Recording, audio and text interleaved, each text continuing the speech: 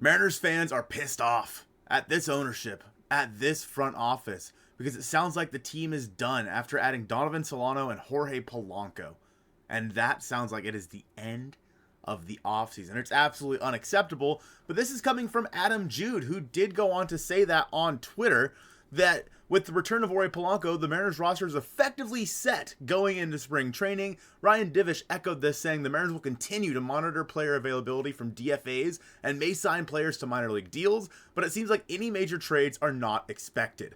Now, I want to preface this by saying that this is not a knock on Polanco or Solano. They are fine additions, but they can't be your only additions. I've said this many a times right now. They should be your third or fourth best additions this offseason, where you should have two obviously bigger players added. The Mariners are stopping, it sounds like, with Solano and Polanco, and that is a problem. Let's talk a little bit about what Jude had to say in his article, and then talk about the overall optics of this and what it means for the franchise moving forward. With the agreement of Jorge Polanco's contract, it sounds like the Mariners are done, according to Adam Jude, and he says the Mariners will continue to monitor the market for potential roster upgrades, but trading veteran right-hander Luis Castillo, their highest paid player, is less likely now than it was earlier in the winter, according to multiple major league sources with direct knowledge of the club's plans. I think in a vacuum, that's fine. I don't think the Mariners need to trade Luis Castillo. I think that keeping one of the best pitching staffs in all of baseball together is probably the right move for the Mariners at this point in the offseason, but it's still not being able to add to your team. And you may be thinking, why are they prospect hugging? Why are they not trading any of their prospects? Jude goes on to say, the Mariners front office explored various trade scenarios this winter, but with so few teams in the rebuilding phase, that list starts and stops with the White Sox and the Marlins, the Mariners couldn't find a willing trade partner that would swap prospects for proven major league talent. Thus, the Mariners are now more likely to enter the season holding on to all their top prospects and roughly $4 million in available payroll space, with the idea that they could use some of those resources to make roster upgrades this summer, as they've done in years past with Luis Castillo and Randy Arozarena in trade deadline deals. It's only a matter of time before Jerry Dipoto or Justin Hollander comes out and says, oh, well, we view adding Randy last year's trade deadline, that's our big acquisition of the offseason. Shut the hell up. No, it's not. Good teams make moves in the winter and in the summer.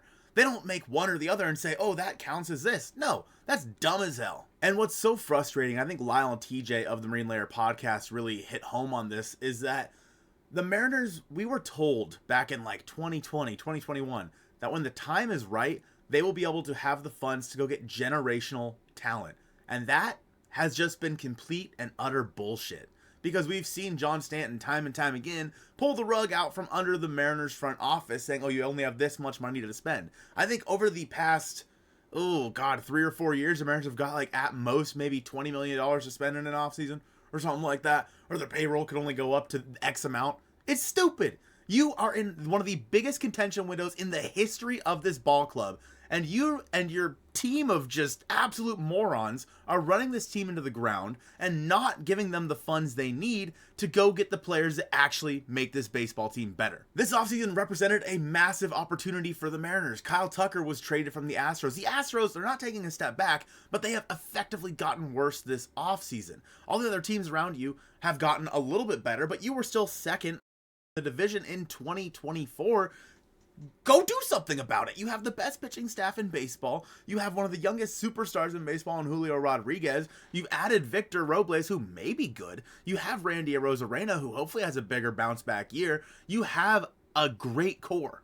The core of this team is great, and I think adding adding Jorge Polanco and Donovan Solano on the periphery of that is fantastic. Those are great moves, as long as you make more moves on top of that. And the fact that the Mariners are not doing that, it's a slap in the face to fans, it's a slap in the face to people that work for the Mariners, and it's a slap in the face for people that bought into the fact that this team was actually going to do something when the time came. As of right now, this is what the lineup is looking like. Victor Robles in right field, Julio in center, Cal Raleigh catching, Randy Arozarena in left, Luke Raley at first, Jorge Polanco at third, Donovan Solano as your DH, JP Crawford as your shortstop, and Dylan Moore as your second baseman. As long as Victor continues to do what he did last year, that's a pretty solid top 5 in your lineup. But then you have Dylan Moore as your starting second baseman, who we all know offensively is not very good. Donovan Solano, hopefully he can still hit when he gets to T-Mobile Park. We know Jorge Polanco is coming off of a down year, and JP is also coming off of a down year. This bottom half of your lineup, you are relying on a bunch of bounce backs here, and frankly, you just can't do that. In an offseason where there have been difference makers on the market, like Pete Alonso, Alex Bregman, I mean, Juan Soto was on the market. The Mariners are never going to play in that upper echelon of players, but honestly, Bregman and Alonso should be affordable for the Mariners. They choose to not go after those players, and they choose to run out a subpar baseball team and basically run it back from what they did last year. Your only difference right now in the lineup from the end of 2024 to now is you have Donovan Solano instead of Justin Turner.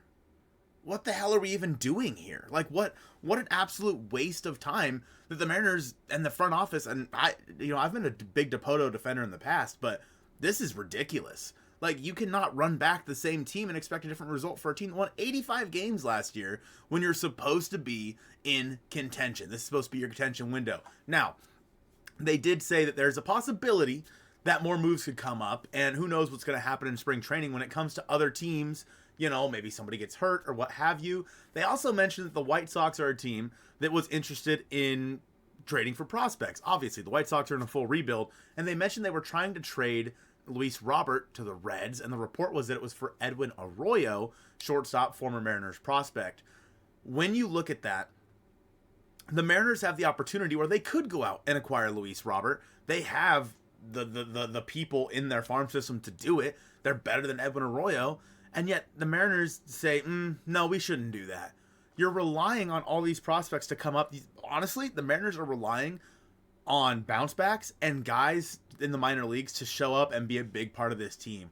And that is so much of a gamble for a team where you have players that are going to be leaving soon. Logan Gilbert and Cal Raleigh, their contracts are up in a couple of years. You have not found a way to convince them to stay because you don't make the moves necessary to make this team better. Why would anybody want to stay on this baseball team when you don't make the moves to make the team better going into the next season to give them the best chance to win? I guarantee if you talk to half the guys on this team right now, they're pissed. They are so upset that the Mariners have not made the moves necessary to get this team to where it needs to be. And I think more players need to speak out about that. We heard Cal Raleigh do it at the end of, I think, 2023 when he said that he was talking about the Rangers and look what they did. And they went out and signed players. And while I don't think the Rangers are the perfect example because obviously they won a World Series, but otherwise, I mean, they've been bad. Like, other than that 1 year, they've been bad. And so it's not spending money is not necessarily the end all be all.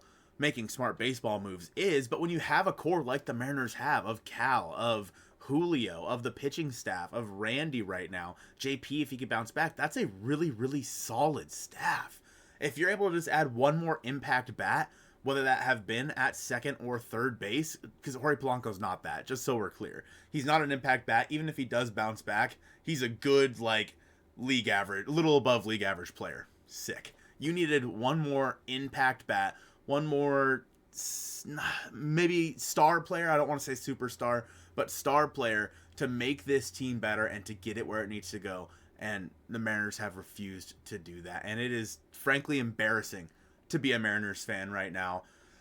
I don't know, man. I mean, spring training, we're 12 days away now from pitchers and catchers reporting. We are about 3 weeks away from when I go down to spring training. I'm always excited for the baseball season, but this is the worst offseason I can remember as a Mariners fan over the past however many years, because you went into it with the opportunity to make up some ground and you didn't do shit. I don't know. Let me know in the comments down below how you guys are feeling about this. I appreciate you guys watching this one, and go Mariners.